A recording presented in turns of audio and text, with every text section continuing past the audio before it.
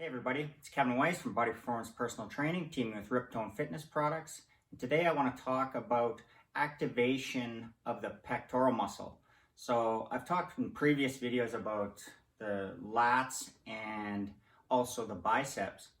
And the pec is, every muscle is the same. You're looking at attachments and insertions, and in order to get an effective stimulus for that muscle, you're trying to make the two go further apart in the extension or in the stretch. And then in the contraction, you're trying to bring them closer together. So the bicep, very simple muscle to understand because of the where the origin is and where the insertion is. And those two places come together to cause a contraction. So the pectoral muscle isn't any different. It's actually quite similar as far as the lat muscle, where the insertion is up, or the origin is up quite high, like and into a small area, but then its attachment is quite long and broad, like it starts up at the clavicle and comes all the way down more towards the bottom of your ribs almost there. And you'll see that in the diagram, just like the lat starts up under the armpit here, and then along the spine it has quite a few different attachments. So what that does is, instead of like the bicep where it's a straight angle like that, it actually has several angles. So that's why it's important when you're trying to work the pectorals or the lats effectively. That doesn't matter if you're a strength athlete, a bodybuilder, a general fitness, anything. The principles don't change. You're going to have to change your angles, whether you're doing pull downs or bench presses or flies, to effectively work all of those different angles. And how many different angles you choose is basically up to you. The sky's the limit as far as how many of those you can do. And it doesn't mean that you have to do a 1 degree difference in your exercises all the way through the workout to get an effective response. But you just have to keep in mind that it does have different attachment points, and you want to work along those lines. So a good example, everybody loves to do the bench press, and I don't care if you're doing it with dumbbells or machines or a barbell. It's the same idea, and it doesn't matter if you're doing it for strength or for bodybuilding. What your goal is to make the origin and the insertion come together to make a complete contraction. So that's a simple way right there. If you're at the side like this, you'll see the elbow is at 90 degrees. So if you were to do a bench press and get maximum stretch, your elbows actually stay high. They still stay under the bar, and that's going to stretch the pecs. So like back old school bodybuilders, for quite a while, they would do bench presses where they'd bring the bar down to their neck, because they maybe didn't know the exact reason or the exact science behind it. I'm sure they knew the reason because they could feel it, that they were getting maximum stretch across their pecs. Now, that's also, it's like a bit of a vulnerable place for your shoulders as well. So there's a little bit of a downside with that. I wouldn't try and marry maximum stretch like that with heavy weight. So powerlifters or people that are just training for general strength, they shouldn't be doing their bench press that way. They should probably have a bit of a middle ground where their elbows are dropping down a little bit, and they're still getting a stretch. Like you can try it yourself, and you'll be able to tell, yeah, that is still lengthening those muscle fibers. But even if I lift my shoulder up like this and do it, my shoulders can still feel that after many decades of training, that yeah, that's a vulnerable position. So a little bit down is still going to be effective, but it's also going to be a little bit safer. So when you're doing your bench press let's take just a regular grip here, and let's kind of split the difference. Powerlifters are going to tend to drop it a little bit lower and kind of hit the sternum. So that's bringing it down almost like this, always with the elbows underneath the bar, underneath the hands. So, and then at the top, you're going to be over your shoulders again. Old school bodybuilders, or even, you don't have to be an old school bodybuilder to do it, because I see people still do it. They'll bring it down more up to the clavicle. So here, but it's important that the elbows are still staying underneath.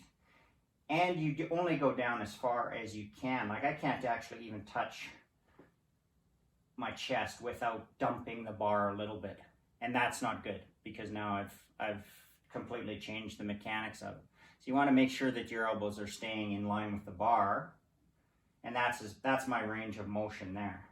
But what I think most people should be doing is kind of cutting that difference in half and bringing it about just above, like I'll be lowering it for powerlifting training. I'll be lowering it to that bony xiphoid process right down at the bottom.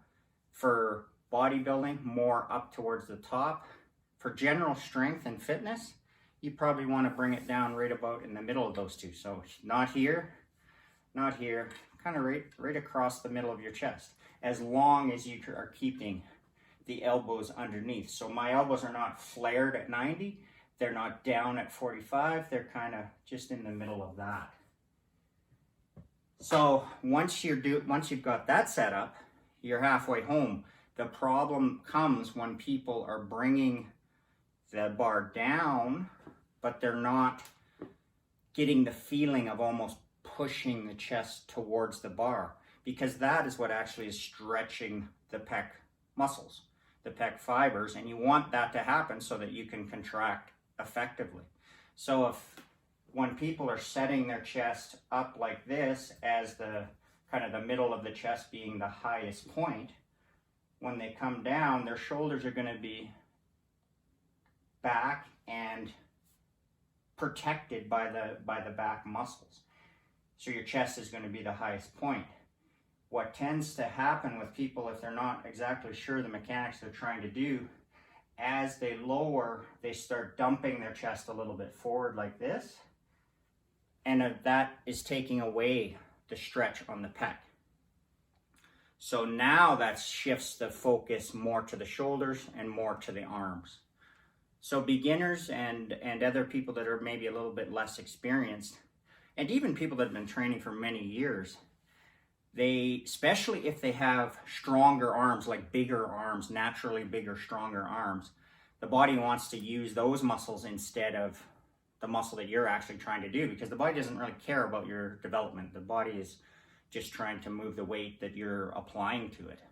So if you got bigger and stronger arms, your body's going to naturally stay a little flatter and push more with the shoulders and triceps. And that's why I've seen over the years many guys that have exceptional arm development, but their chest development is quite weak, because they're constantly shifting the focus to the arms when they're doing their pressing movements. So keeping that chest up doesn't have to be ridiculously elevated like that. It's just more of that bringing the shoulder blades together so that you can get an effective stretch in the bottom. And then when you press up, not allowing the dumping forward of the shoulders at the top. You always want to keep those shoulders back so that you're squeezing the pecs in this position. And you can even practice it yourself just by putting your arm out like this, making sure that your chest is out. Just think about standing at perfect attention like that. You shouldn't feel stress in your lower back from arcing up like this. There is arcing the lower back to a large degree is of no use to most people. What you're trying to do is get the thoracic spine, the upper spine, which is supposed to be mobile. You're trying to take it, this is an extreme example of it being rounded over, which is very, like, you're not using that in really any exercise. And you're taking that, and notice my lower back doesn't really change, but my upper back does, because it has lots of flexibility, or it should have lots of flexibility.